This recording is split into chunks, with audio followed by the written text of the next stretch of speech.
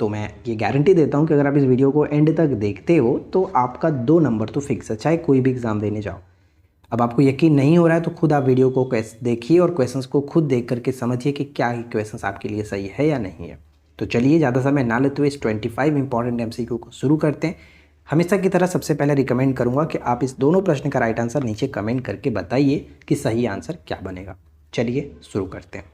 तो जैसा कि आप सभी को पता ही है कि एंशिएंट हिस्ट्री का पूरा कंप्लीट नोट्स मैंने अपने एप्लीकेशन पर प्रोवाइड कराया है कोर्स के माध्यम से। उस कोर्स को अगर आप ज्वाइन करते हैं तो एंशिएंट हिस्ट्री के सभी इंपॉर्टेंट टॉपिक्स के नोट्स आपको हैंड रिटन में मिल जाएगा। जैसा कि आप यहाँ पे देख पा रहे हैं, इस तरह के नोट्स हमारे द्वारा बनाए गए अलग अलग टॉपिक्स पे करीब 30 इंपॉर्टेंट टॉपिक्स कवर किए गए हैं यहाँ पर इस नोट्स में। ठीक है, तो आपको अगर इसको ज्वाइन करना है तो जस्ट 75 रुपीज़ की प्राइस के साथ एप्लीकेशन पर एक कोर्स है, जाकर के आप इसको ज्वाइन कर सकते हैं। और इसमें बहुत सारे इंपॉर्टेंट MCQ भी दिए जाएंगे, वन लाइनर भी दिए जाएंगे, तो आपको कोई दिक्कत नहीं होगा। एंशिएंट हिस्ट्री आपका अच्छे तरीके से कंप्लीट हो जाएगा। तो वीडियो के नीचे डिस्क्रिप्शन में एप्लीकेशन का लिंक दिया गया, उसको डाउनलोड करिए, लॉगिन करके पेड कोर्स के सेक्शन में जाकर के आप इस कोर्स को बाई कर सकते हैं। तो सबसे पहला प्रश्न ये आता है कि निम्नलिखित में से कौन सा राज्य भारत में मैग्नीज का सर्वाधिक उत्पादन करता है। तो मैग्नीज का सर्वाधिक उत्पादन कौन सा राज्य करता है? तो ऑप्शन बी होगा मध्य प्रदेश मैग्नीज का सर्वाधिक उत्पादन करने वाला राज्य होगा। ऑप्शन बी को टिक करेंगे। सेकेंड क्वेश्चन आता है कि भारत में लौह अयस्क के निम्नलिखित प्रकारों में सर्वाधिक भंडार किसका है। लौह अयस्क के जो भंडार हैं जैसे हेमाटाइट, मैग्नेटाइट, सिडराइट, लिमोनाइट, तो इसमें सबसे ज़्यादा भंडार किसका है? तो हेमाटाइट जो है इसका भंडार सबसे ज़्यादा भारत में देखने को मिलता है। यहाँ पे ऑप्शन ए हो जाएगा। और यहाँ पे हम पढ़ पाएंगे कि अयस्क वे चट्टानों एवं खनिज हैं जिनके धात्विक लोहे का आर्थिक निष्कर्षण किया जाता है। भारत में कुडप्पा तथा धारवाड़ युग की जो अवसादी एवं अग्नेय शैलों में लौह अयस्क की प्राप्ति होती है। इसमें मैग्नेटाइट, हेमाटाइट, सिडराइट, लिमोनाइट तथा लैटराइट अयस्क प्रमुख मिलते हैं। भारत में सर्वाधिक शुद्धता वाला मैग्नेटाइट अयस्क होता है जो कि आपका 72% होता है। देश में उपलब्ध लौह अयस्क में 85% हेमाटाइट। ध्यान दीजिएगा, यहाँ पे अगर हम बात करें कि शुद्धता में भारत में सर्वाधिक शुद्धता वाला अगर पूछे तो मैग्नेटाइट करना है, लेकिन अगर देश में सर्वाधिक उपलब्ध लौह अयस्क की बात करें जो कि 85% हेमाटाइट होता है, 8% मैग्नेटाइट होता है। ठीक है, तो इस तरह से आपको ये सारी चीज़ें ध्यान में रखनी है। शुद्धता वाला क्या है तो फिर मैग्नेटाइट होगा, ज़्यादा उपलब्धता, ज़्यादा सर्वाधिक मात्रा में पूछें तो फिर वहाँ पर हेमाटाइट होगा। अगला प्रश्न है कि निम्नांकित में से कौन सा उद्योग चूना पत्थर को मुख्य कच्चा माल के रूप में उपयोग किया जाता है। कौन सा उद्योग चूना पत्थर को मुख्य कच्चा माल के रूप में इस्तेमाल होता है? तो चूना पत्थर का इस्तेमाल ज़्यादातर सीमेंट में ही होता है, तो यहाँ पे बी हो जाएगा सीमेंट। नेक्स्ट आता है कि खेतड़ी किस लिए प्रसिद्ध है। तो खेतड़ी के बारे में आपको पता ही है कि राजस्थान में काफ़ी फेमस ये एक खान है जो कि ये तांबा के लिए जाके बहुत ज़्यादा फेमस है, तांबा के लिए। अगला प्रश्न कि तुमराडीह में किस खनिज का खनन होता है। तुमराडीह में किस खनिज का खनन होता है?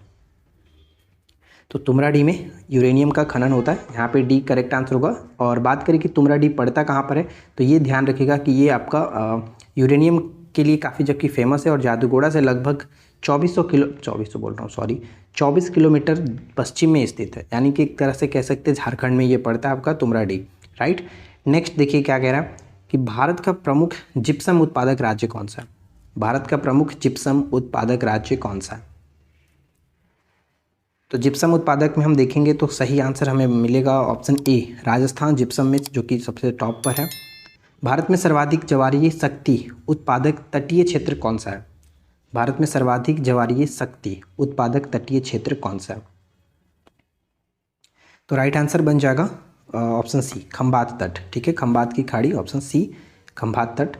नेक्स्ट आता है कि शिव समुद्रम होता है, शिवना समुद्रम एवं कल्पक्कम क्रमशः किस लिए प्रसिद्ध है। तो शिव समुद्रम क्या होता है, एक प्रकार का जल परियोजना है, जल शक्ति, और यहाँ पे कल्पक्कम नाभिकीय ऊर्जा है, तो यहाँ पे करेक्ट हो जाएगा ऑप्शन ई। ठीक है, ऑप्शन ई को टिक करेंगे। शिव समुद्रम जलप्रपात कर्नाटक में पड़ता है और कल्पक्कम आपका तमिलनाडु में। अगला प्रश्न की तातीपाका तेल रिफाइनरी कहाँ स्थित है। तातीपाका तेल रिफाइनरी कहाँ स्थित है? ऑप्शन सी होगा, आंध्र प्रदेश में स्थित है ये आपका तातीपाका तेल रिफाइनरी। भारत के निम्नलिखित में से किन राज्यों में पवन ऊर्जा के विकास की संभावनाएं अधिक है। भारत के निम्नलिखित में से किन राज्यों में पवन ऊर्जा के विकास की संभावनाएं सर्वाधिक हैं? तो ये हो जाएगा आपका तमिलनाडु एवं गुजरात। तमिलनाडु एवं गुजरात, ऑप्शन सी। अटल सुरंग जो कि रोहतांग में स्थित है, हिमाचल प्रदेश के रोहतांग में, इसकी लंबाई कितनी है? अटल सुरंग की लंबाई जो है वो 9.02 kilometre, option B. Jawahar Nehru बंदरगाह निम्नलिखित में से किस राज्य में पड़ता है? जवाहर नेहरू बंदरगाह जो है किस राज्य में पड़ता है? नहावा के नाम से भी इसको जाना जाता था और ये महाराष्ट्र के मुंबई में, ऑप्शन डी। इसके बाद नेक्स्ट वन आता है कि निम्न में से परमाणविक बिजली घर और राज्य का कौन सा मेल गलत है? ध्यान दीजिएगा, कौन सा मेल गलत है। तो अभी जस्ट हमने बात किया था कलपक्कम के बारे में कि ये तमिलनाडु में पड़ता है, तो ये तो गलत है। काकीपारा गुजरात ये सही है, कुंडनकुलम तमिलनाडु ये सही है, और कैगा जो है वो कर्नाटक में पड़ता है, ये भी गलत है। यहाँ पे हम कहेंगे कि ए और डी दोनों गलत है, ठीक है, ए और डी दोनों गलत है। नेक्स्ट प्रश्न आता है कि किस राज्य में सौर ऊर्जा के विकास की सर्वाधिक क्षमता है?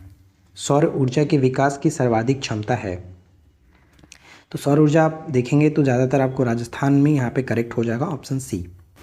भूतापीय ऊर्जा पर आधारित मणिकरण बिजली संयंत्र किस राज्य में स्थित है?